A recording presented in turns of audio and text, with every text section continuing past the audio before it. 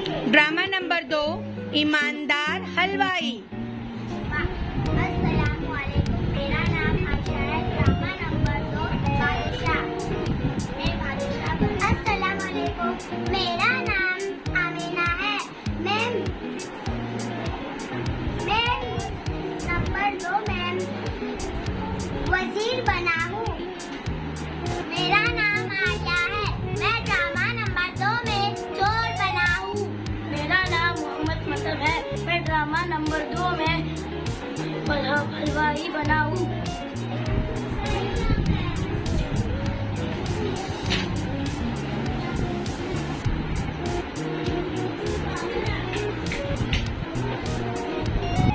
बादशाह सलामत, आप मेरी मदद कीजिए।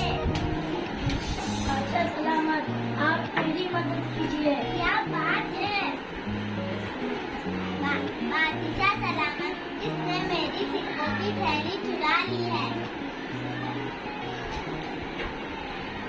बादशाह, आप लोग सर बताओ कि ये थैली किसकी है? मेरी।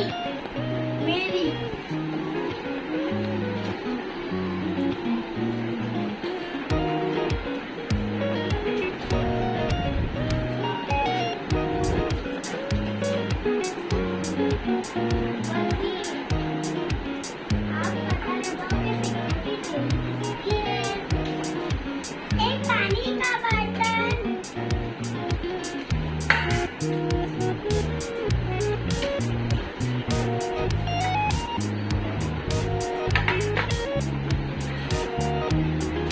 बादशाह सलामत, ये सिक्कों की इस हलवाई की है।